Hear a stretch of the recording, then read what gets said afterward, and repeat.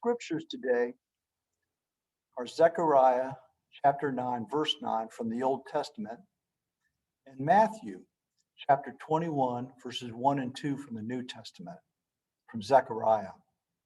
Rejoice greatly, O daughter of Zion. Shout in triumph, O daughter of Jerusalem. See, your king comes to you, righteous and victorious, humble and riding on a donkey, on a colt, the foal of a donkey. And from Matthew.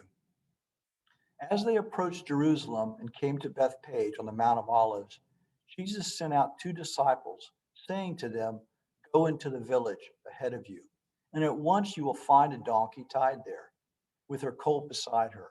Untie them and bring them to me. So ends the readings.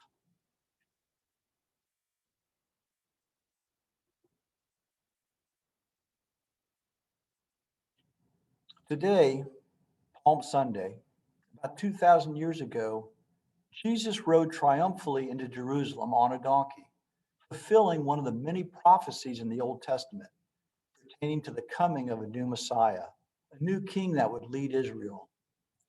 The events of the Old Testament fill about 2/3 of the Bible and took place over about 4,000 years. The New Testament took place over about 100 years, starting with the birth of Jesus and ending about 67 years after the crucifixion. Christ is the common thread that connects all 66 books of the Bible. Even though the Old Testament was completed 450 years before the birth of Christ, it contains more than 300 fulfilled prophecies about the birth, life, and death of Jesus. To put these prophecies in context, can you imagine Christopher Columbus looking 500 years into the future and predicting who would be the president of the United States of America? Or for that matter, there would be such a thing as the United States. Among the Old Testament prophets, Isaiah wrote the most about a coming Messiah. In Isaiah 7:14, Isaiah predicted the virgin birth. Therefore, the Lord himself will give you a sign.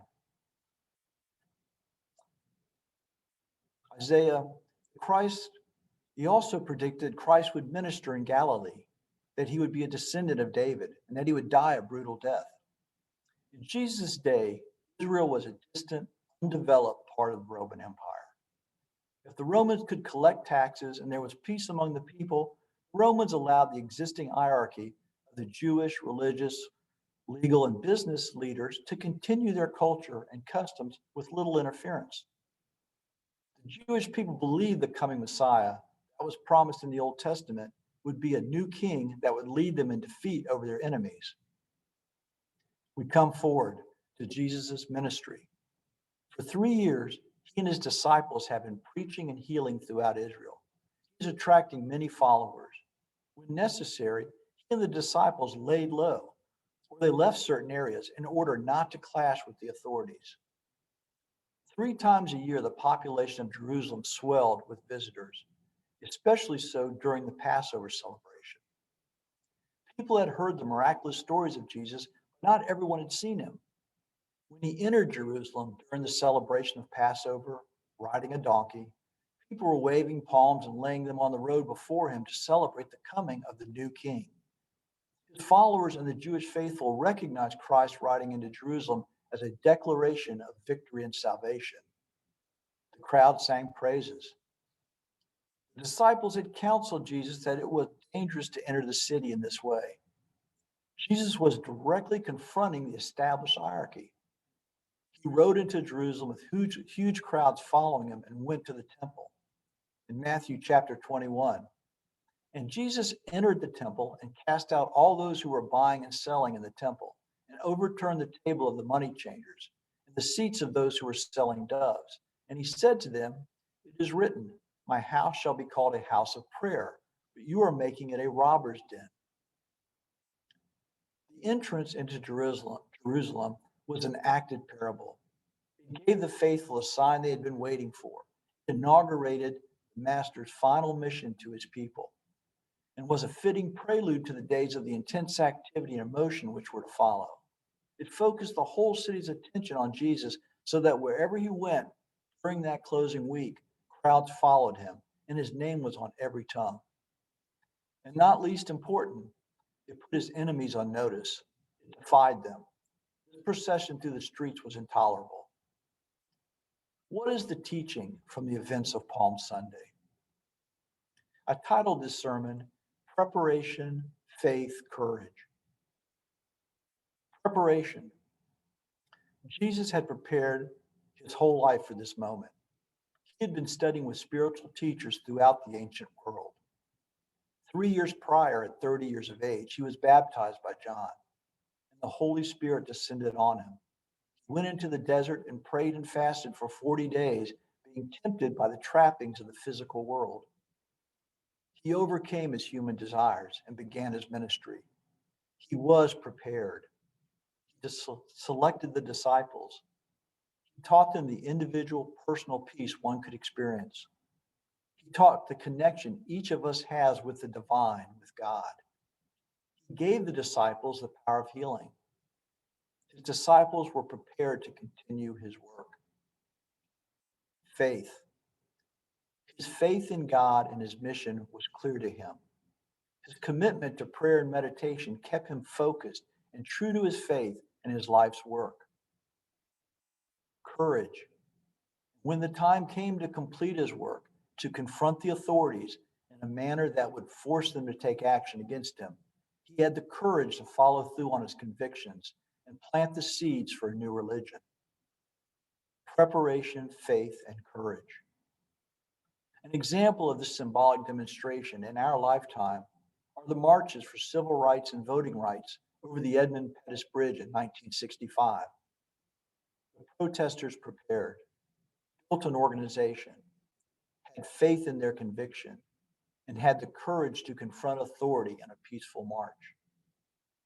The pictures of police brutality attacking peaceful demonstrators achieved a change in consciousness of our nation. The march at the Edmund Pettus Bridge was 60 years ago. It did make a difference. And yet, our country continues to suffer from racism against people of color, different religions, and gender. When Jesus rode into Jerusalem around 2,000 years ago, he changed the consciousness of civilization. But the work is not finished. In physical human time, 2,000 years sounds like an eternity. For an eternal soul, 2,000 years is a blip on the screen. Today, medical workers and first responders are putting their safety on the line by doing the jobs they're trained to do. There are mothers and fathers who have not hugged their children in a year. They have faith they are doing the right thing.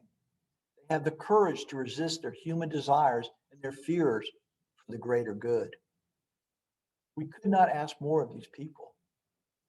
They may never know the difference that they are making in people's lives, the destiny of those people whose lives they are saving.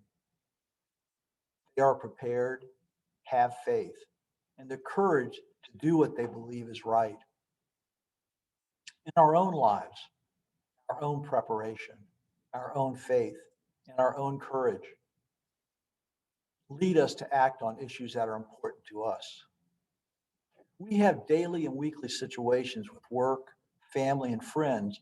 We need to make decisions that require wisdom, faith in ourselves, and the courage to make the hard decision and stick with it. There's a Greek proverb: service is planting a shade tree you will never sit under. What is important enough to you that you would give the time and commitment with the understanding that you may never directly benefit from your actions? What are things you have learned that you would hope to pass on to future generations?